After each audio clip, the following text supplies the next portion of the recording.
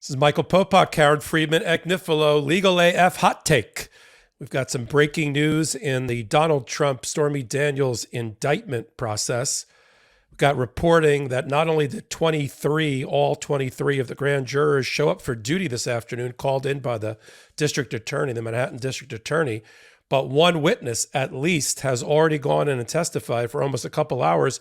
David, I know why he calls himself Pecker, but we'll call him David Pecker, formerly the founder and publisher of the National Enquirer through a company called America Media, a best friend, a BFF of Donald Trump for years, dating back to Palm Beach County and Boca Raton, where National Enquirer was based, his company already pled guilty to federal election law crimes related to things like Stormy Daniels and the payment to Stormy Daniels and to another woman who claims that she had sex and an affair with Donald Trump's Karen McDougal. David Pecker has already testified. He's one of 9 people that have already gone in to this grand jury and testified. And we know what his testimony is because in the non-prosecution agreement that the federal prosecutors back in 2018 signed with his employer, America Media, in the allegations of the non-prosecution agreement, it lays out exactly what David Pecker is going to testify to. He is the inventor of the catch and kill program. He met with, this is according to the federal prosecutors in their non-prosecution agreement, he met with Michael Cohen, then the in-house general counsel, consigliere for Donald Trump, and a then unnamed member of the Trump campaign from 2016. We now could probably figure out, because there's only been one person from the Trump campaign that's gone into this grand jury, and that's KellyAnne Conway. So for the purposes of this hot take, we're going to say it's KellyAnne Conway. KellyAnne Conway and Michael Cohen go to Boca and meet live with David Pecker, the publisher. He offers to run a program to help kill negative stories against his buddy, Donald Trump, then candidate Trump. The first test case for that was Karen McDougal, a playmate who claims that she had an affair with Donald Trump also. And he arranged a direct payment to her for $150,000, very similar to the $130,000 that was paid by Michael Cohen to Stormy Daniels. They promised her, and it was all a lie, all a ruse, the National Enquirer promised her that she'd be the cover girl, the cover story on some of their articles. None of that was true. It was a catch and kill program. Catch it, pay the person, have them enter a non-disclosure agreement and a confidential agreement, and then never have that story see the light of day.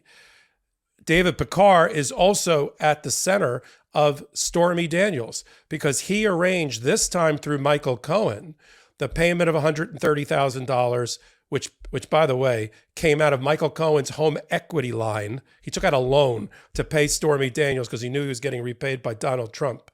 That is what David Pecker has already testified. So here's the question for my colleague, friend, and former prosecutor and former number 2 in the very office that's prosecuting Donald Trump right now, the Manhattan DA's office, Karen Friedman Agnifilo. What's your takeaway? What do you think, your sixth sense, about David Pecker being the witness? Who called him? Is it the grand jury wants to hear from him?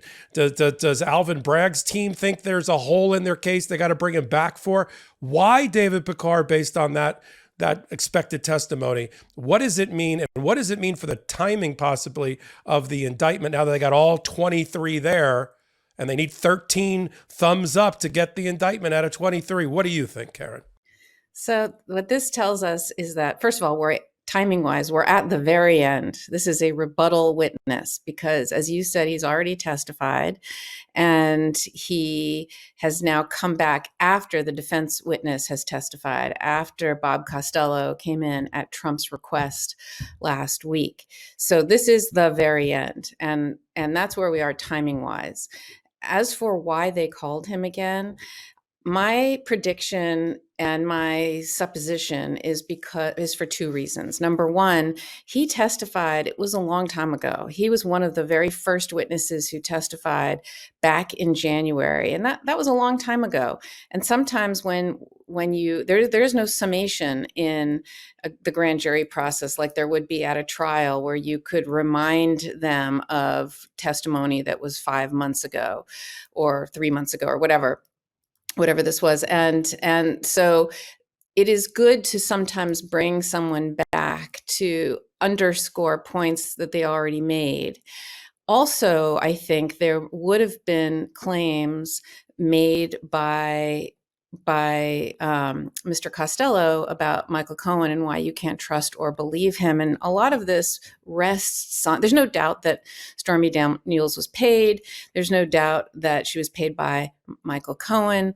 And there's no doubt that there were 11 different payments that were made, and that there were entries in the books and records that said it was for a legal retainer, that there was no such retainer. So really the only open questions for the grand jury have to do with two things. Number one, what did Donald Trump know or not know? Like, what was his involvement in this? Was this at his direction? Did he know about it? Linking this to Trump, number one. And then number two, was this to influence the election, or was this for some other reason, as Donald Trump is saying, like, because I didn't want Melania to know? And to the extent that Michael Cohen, his credibility is such that anything he says has to be corroborated, and we know that he's going to say that Trump knew and that this was for the purpose of influencing the election, the more witnesses you can put in to shore that fact up and to corroborate that, I think that's what's necessary here. And David Pecker, I think, is somebody who is uniquely positioned to say those things, right? He was friends with Donald Trump. His job, his agreement, his frankly conspiracy with Donald Trump was this catch and kill program to help the election, right? That's what they were doing. And so he's a great person to bring in to corroborate that fact, to show that this was for the purpose of influencing the election, and that this was very much at the behest of Donald Trump. And so that is why the prosecutors would call him now and call him just to, I'm sure Bob Costello did a great job at doing what a defense attorney will do to Michael Cohen at trial, which is call his credibility into question. So the more you can shore up anything he said, that's what you need to do. And I think Michael Cohen's a great witness in the sense that he provides all the color and insight and background to everything that goes on and went on and how Donald Trump does things, because as he said, he wrote the book. But you do need this corroboration, and I think David Pecker is the person to do that. And so that's why they would have called him today. What that tells me, there was some speculation last week that Alvin Bragg's office, the Manhattan DA's office, is potentially considering not asking the grand jury to vote on this case. And I would say the fact that they're putting on a rebuttal witness would tell me that they are going to ask them to vote.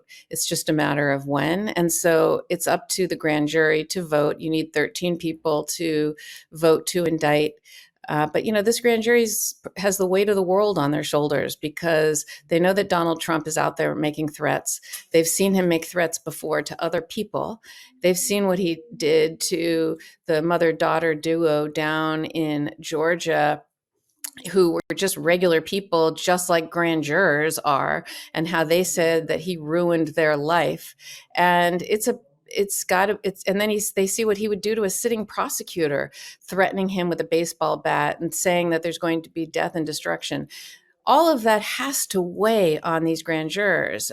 And so I worry a little bit about some of them could potentially feel fear to do the right thing here. So I think, though, that law enforcement is very much protecting them and going to continue to protect them. And it is a secret proceeding, but it is something that I think we can't underestimate, that pressure that they are feeling here based on Donald Trump's actions.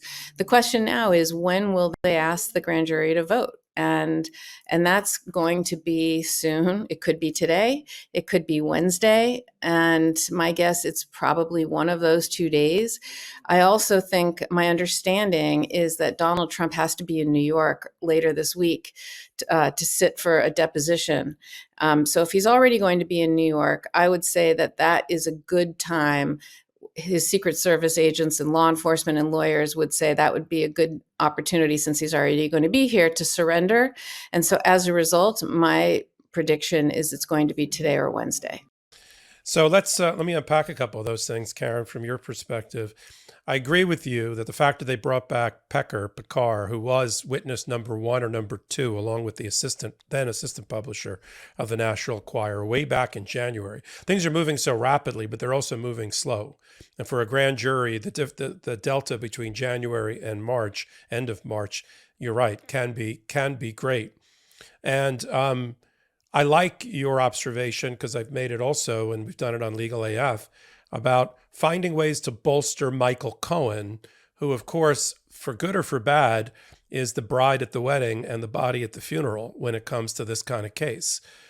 They could probably make the case without Michael Cohen, but Michael Cohen went to jail for the issues that underlie the same nucleus of fact that underlie the Stormy Daniels case. Now, Michael Cohen already went to jail. He paid his price and he's debt to society and has come back out now to testify. The bolstering aspect is easy. There were only 3 people in the room with David Pecker: Michael Cohen, David Pecker, and I think KellyAnne Conway, who's the other person, and I think the only campaign person who has testified of the 9. So if 2 of the people have corroborating testimony that track with Michael Cohen, that bolsters Michael Cohen's credibility, because you might want to suspect what Michael's telling the truth about, but he's telling the truth about that because those people under oath swore that that's what happened. And Pecker, by the way, got immunity from the Southern District of New York federal prosecutors. He didn't get it from the Manhattan DA, but he got it from the federal prosecutors on federal crimes. So he's, how do I put this? He's kind of chaste, and he's not looking to get singed by any other a prosecutor. So I believe he'll be telling the whole truth and nothing but the truth back to this jury on some key points that obviously prosecutors like you were see, you know what, why don't we shore this up? Why don't we touch this up just a little bit and bring back David Pecker? When I've tried cases and the jury's asked questions, which they do during deliberation, which is the closest equivalent I have to a grand jury seeing new witnesses, I sort of get a sense, and I can sort of tell if it's good news or bad news for which side of the case, depending upon which piece of evidence they want to see, which video deposition or testimony in court they want to see. And you're like, oh crap. So if you're Donald Trump right now, and his lawyers, whoever his defense lawyers are for this case, I don't even think he's sorted it out yet. He's doing some sort of Hunger Games, putting all of his lawyers on national television and see which one craps the bed faster. And so far, Joe Tacopina's in the lead in that category. But whoever his defense lawyers are, they got to be sitting around going, oh shit, it's David Pecker. That's the one they wanted to hear, or that's the one that the DA brought back in. That's not good. That doesn't help Donald Trump. Let me ask you a question, because you've said it here and on Legal AF, our podcast that we do midweek, but I want to break it down for the new viewers, the non-lawyer viewers, of which most of our show is that. When the DA makes a decision, talk to me about the different ways that witnesses get brought in front of the grand jury. In other words, is it the criminal target gets to put a list in with the DA saying, here's a bunch that we'd like you to bring in as well? Is it the grand jury asking to hear from people again? Is it the DA making that decision? Or is it all 3 or none of those 3? Tell us how that works. So it's all of the above. So really the way a typical case works is the prosecutor puts witnesses in the grand jury, and there's 2 types of case. There are 3 different types of grand juries. There's you've been arrested, and now we're going to put the case in the grand jury. There's you haven't been arrested yet. There's a long-term investigation. You're a target, and then we're going to put it in the grand jury and then arrest you, which is what this one is. And then there's a third, which is just there's an investigatory grand jury that is there to investigate but doesn't ultimately bring charges. It may or may not write a report. And all three of those things can happen in the same grand jury, by the way. So, but those are the three types of presentations there are. And so when you're presenting a case in the grand jury, the prosecutor will call whatever witnesses they feel they need to put in a prima facie case that the crime occurred.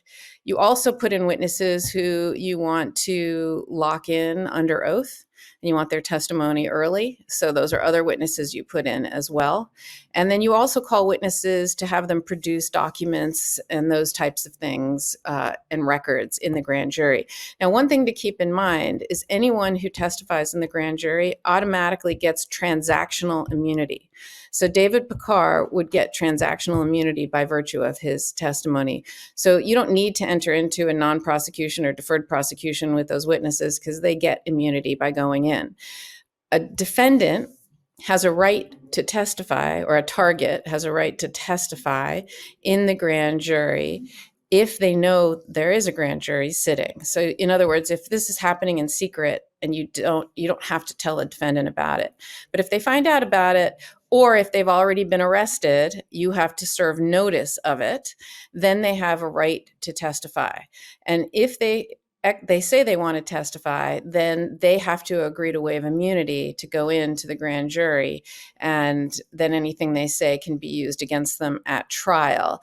They also don't go in usually because they don't want to lock themselves into a defense yet, right? They don't want to say stuff under oath and then they're stuck with it. The final and the final question you asked is can a defendant ask that witnesses be called, or can a grand juries ask that a witness can be called? And both of those things, yes. It's really the grand jury who decides what witnesses they want to hear from, in addition to the ones that are submitted by the prosecutor. Yeah, that's the point I always wanted to make. I hear this reporting about Donald Trump sent in a witness today. Donald Trump didn't send a witness in today. The grand jury wanted to hear from Costello because his name must have come up in other testimony. No, the way it happens is... Well, they clear it up here. Yeah, so the way it happens is Donald Trump will say to the prosecutor, I want Costello to come in. All right. And so what the prosecutor does then is the prosecutor goes into the grand jury and says, and asks, right, there's been a request. Right. Would you like to hear from him? Yeah, that's it. That's what I mean. So yes. It's like you said, it's always the grand jury making the ultimate decision, but the DA serves it up and says, hey, would you like to hear from this person? And they can say yes or no. Let's end this hot take on this one, because this one doesn't get much coverage either. When we're in a regular jury, in a trial court level, if it's a criminal case, it usually has to be a unanimous jury, depending upon how many, based on how many people are there, it always has to be unanimous. If it's civil, it doesn't. It usually has to be 3/4 or something less than full unanimity for a verdict. But here, for a grand jury, this is interesting, to vote to indict, you have 23 of them, let's say there today. But how many total? You only need 13. So 10 can go no against indictment. Seriously, yep. No, we don't want to indict. And if 13, and now here's the question for you. Let's say 13, it goes 13-10. That's the score. 13-10 in favor of indictment. I assume the prosecutor still exercises prosecutorial discretion about whether to take that indictment, or the indictment is now returned as an indictment. I mean, you can always not file an indictment, I guess, but that doesn't happen. Okay. If the grand jury votes to indict, typically, I mean, more than typically, then it'll happen. It'll happen. So if they vote, yeah. All right. I mean, so 13-10, he's indicted. I mean, look, the real technical answer is 13 people. If it's that close of a call that it's really 13, the next thing the prosecutor has to do is they'll actually look at the roll call, the roll books of who showed up on what days, because it has to be, you have to have sat for the majority of you have to have been there for all the material witnesses in order to vote. In order to vote. So, sometimes there's 18 people, sometimes there's 16 people. You need 16 of the 23 for a quorum to move forward. But prosecutors keep track who's been there for all of the witnesses who are necessary, that if you heard that, then you vote. So 13 is calling it a little bit close. So the fact that all 23 came in today is a good thing. And with a long-term investigation, you certainly want everyone there, and you want everyone to have been there. I would guess that because this is Trump, most of them were there every time, unless, God forbid, somebody had COVID or something like that, and they couldn't be there. But those are the ones who will vote. So you have it here, and you're only going to hear it from Legal AF and hot takes like this with Karen Friedman Agnifilo, who used to be, just until a couple of years ago, was in this very office handling grand juries just like this one. Karen and I do hot takes like this about every day, if not every hour, on the MeidasTouch network, along with our legal commentating partner in crime, Ben Meiselas. And then we anchor a show, which is the leading legal and political podcast on YouTube and on all places that you get your podcasts from, called Legal AF. On Wednesdays, Karen and me hit it. And on Saturdays, it's usually Ben and me, although we brought Karen on for the last several because of all the things that are percolating over the Manhattan DA's office. You can also follow us all on social media. But this was a hot take where you learned that David Pecker went in again to the grand jury, all 23 members of the grand jury. We know what his testimony is going to be. It's going to be about the catch and kill and program where he paid off a number of women, including Stormy Daniels, this time through Michael Cohen, on behalf of Donald Trump. And that's a bad sign for Donald Trump, that's the witness coming back in. And as Karen Friedman Agnifilo said, we're at the end. Expect an indictment this week, maybe even as early as Wednesday. Good to see you, Karen. See you on Wednesday. By the way, it could be today. Or today. Yeah. Lock him up. Indictment season is upon us. Celebrate with the new Indictment season t-shirt and v-neck exclusively at store.meidastouch.com.